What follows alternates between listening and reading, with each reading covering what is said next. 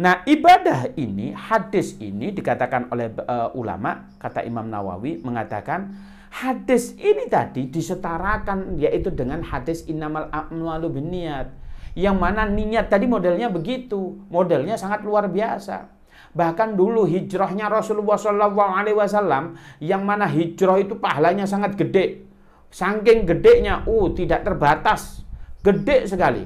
Tetapi ada di antara mereka yang hijrah karena perempuan, maka kata baginda Nabi, ya hijrahnya cuma dapat cewek saja. Ada loh yang hijrah urusan duniawi, perkara bisnis aja, ya sudah hijrahnya dapat apa? Ya duniawi saja. Tapi bayangkan hijrah yang begitu berat itu tadi. Gimana nggak berat? Orang yang punya sawah puluhan ratusan hektar ditinggal.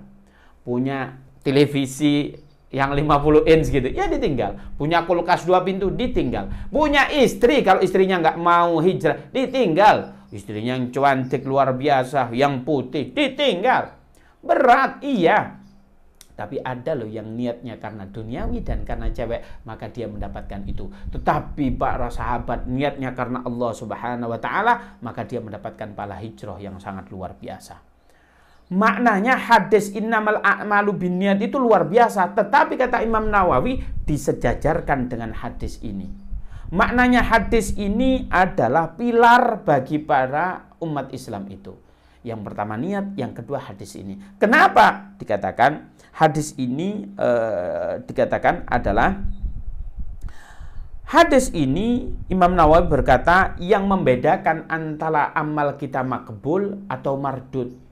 Amal ibadah kita itu dikategorikan diterima oleh Allah Subhanahu wa Ta'ala ataupun ditolak. Loh, kita itu loh sudah beramal contoh kita bangun malam-malam, kita tahajudan atau amalan ibadah yang lain lah. Tapi sudah susah payah model begitu ditolak. Ada amal kita yang nggak seberapa itu diterima. Maka hadis inilah yang menentukan antara amal diterima atau ditolak. Wah, keren sekali. Kalau tadi niatnya, hasilnya itu, ini juga hasilnya. Maka sama-sama hadis ini dikatakan oleh Imam Nawawi adalah hadis yang sepadan dengan innamal a'malu binniyat. Hadis ini juga menjadi dasar hukum dalam kita bersikap dalam beramal. Oh, kalau kita amal ini ibadah kita hasilnya begini. Oh, kalau kita amal ini hasilnya begini. Hadis ini yang menjadi rujukan. Seperti halnya Islam adalah Islam adalah ittiba, laisal ibtida. Islam itu mengikuti, bukan memulainya. Hadis ini juga dikatakan semacam itu. Islam itu adalah mengikuti, bukan memulainya. Kita lihat, Islam itu tidak ada yang memulai sendirinya. Saya ambil contoh, ya sudahlah, kita akan memulai sendiri. Saya ini lagi rajin, yo nganggur begitu. Saya juga seger. Ini antara sholat subuh dengan duhur kok lama sekali ya. Kalau duhur sama asar kan dekat, asar sama maghrib dekat, apalagi maghrib dengan isya sangat dekat.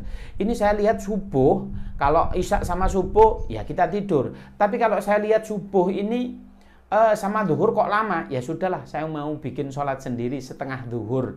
Ya enggak boleh. Karena apa? Ini tidak ada perintah atau contoh dari baginda Nabi Muhammad SAW. Oleh karena itu kita harus memahami sesuatu yang baru itu tidak boleh dalam urusan ibadah, tetapi ibadah mahdhah. Nanti akan kita bahas. Apa? Yaitu sesuatu yang baru itu disebut bid'ah. Pengertian bid'ah itu ada 3. Yang pertama, bid'ah itu mal jadid, sesuatu yang baru. Ya sudah, segala sesuatu itu yang baru itu bid'ah. Yang kedua, laisa fi ahdi Rasulullah SAW, zaman Rasulullah tidak dicontohkan. Ya sudah, itu bid'ah semuanya. Yang ketiga adalah laisa fi ahdi Rasulullah fil ibadah, tidak dicontohkan di zaman Rasulullah tetapi dalam urusan ibadah. Nah, kita memahaminya bid'ah itu dalam urusan apa? Yaitu yang ketiga ini, yaitu urusan ibadah zaman Rasulullah tidak dicontohkan. Oleh karena itu, bid'ah itu tidak semua yang baru itu bid'ah. Kalau sesuatu yang baru itu bid'ah, ya sulit. Rumah baru bid'ah, mobil baru bid'ah, istri baru bid'ah. Ini jangan sampai kita salah memahami. Bid'ah itu adalah dalam urusan agama, tetapi dalam urusan ibadah yang tidak dicontohkan oleh Rasulullah SAW, maka itu disebut bid'ah. Baik. Ibadah itu dibagi menjadi dua. Yang pertama ibadah mahdhah, yang kedua ghairu mahdhah. Apa itu ibadah mahdhah? Ibadah mahdhah itu adalah ibadah doktrin. Contoh, sholat duhur, kita ngadepnya ke kiblat, rakaatnya ada 4, itu doktrin. Kita nggak bisa mengurangi. Oh, duhur capek, ya sudah 2 aja lah. Subuh saya ini habis mandi, sudah seger-segernya, dibikin 4 dong, nggak boleh. Maka kalau ibadah mahdhah itu ibadah doktrin yang diajarkan oleh Rasulullah sesuai SOP, maka tidak boleh ditambahi sedikit pun ataupun dikurangi. Maka mengurangi dan menambah itu disebut bid'ah. Tapi ibadah yang kedua adalah ibadah ghairu mahdhah atau biasa yang kita kenal ibadah muamalah. Ibadah muamalah ini apabila ada contoh tetapi dalam prakteknya ini tidak sama dengan yang dipraktekkan oleh Rasulullah, boleh. Contoh salaman. Salaman itu kita ambil contoh, kalau kita salaman, oh salaman begini, boleh. Ketemu dengan Kiai Jumtan, boleh. Kalau orang Arab beda lagi, oh cepikak-cepikik salaman, boleh. Kalau kita anak muda, tos, boleh. Ini tos, boleh. Ya nggak boleh nonjok muka, itu ya nggak boleh. Nah itu bukan salaman itu.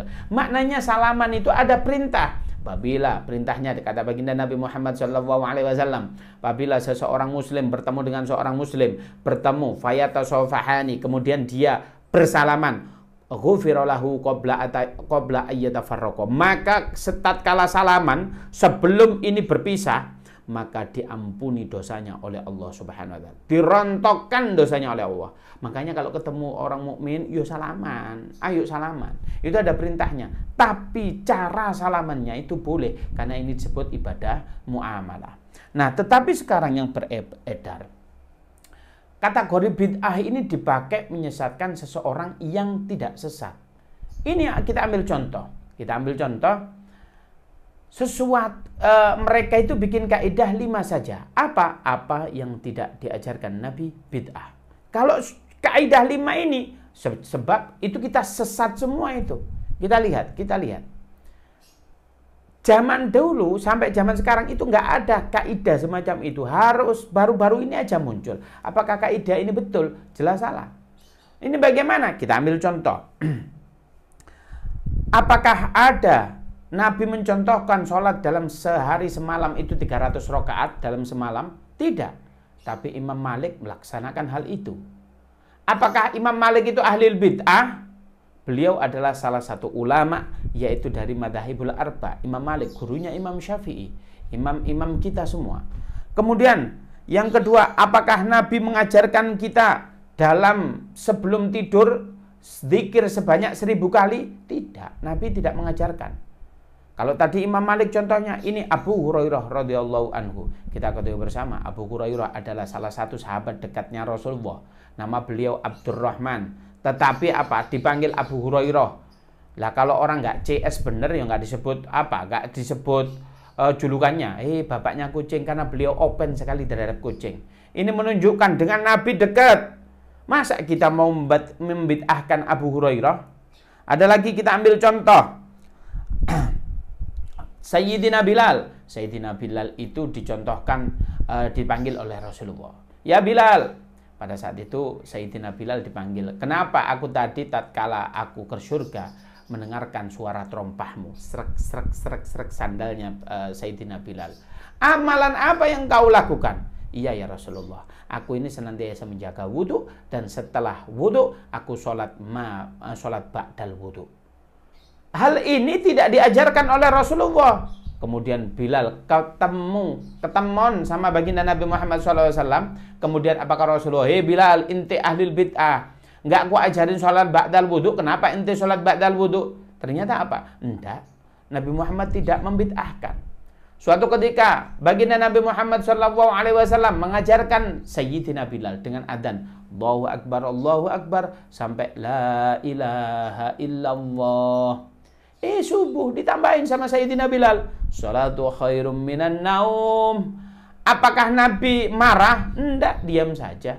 Itu kan disebut takrir. Iya, itu takrir. Kalau nggak ketahuan, suatu ketika Rasulullah SAW, hadis ini diriwayatkan oleh Abdullah bin Umar. Beliau itu tatkala setelah sholat, kemudian Nabi berdiri. Wahai sahabatku, siapa tadi setelah takbiratul ihram membaca bacaan kabira walhamdulillahi katsira? Bukankah Rasulullah itu mengajarkan Allahumma ba'id? Lah ini para sahabat takut ini. Oh iya, siapa tadi? Saya kok tadi membaca kabiro. Nah, ini kok Rasulullah tahu? Wong saya itu membaca kabiro yang diajarkan Allahumma ba'id. Ternyata apa? Rasulullah memanggil sahabat itu bukan dikatain ente ahlil bid'ah. Enggak. Apa kata Rasulullah? Ana ata'ajab. Aku takjub. Tatkala engkau membaca kabiro, yaftahu abwabas sama. Allah membukakan pintu langit, kemudian apa? Allah menurunkan, menggerojokkan rahmatnya di situ. Ini menunjukkan bahwasannya para sahabat itu apabila ada perintah, tapi boleh memodifikasi caranya, boleh.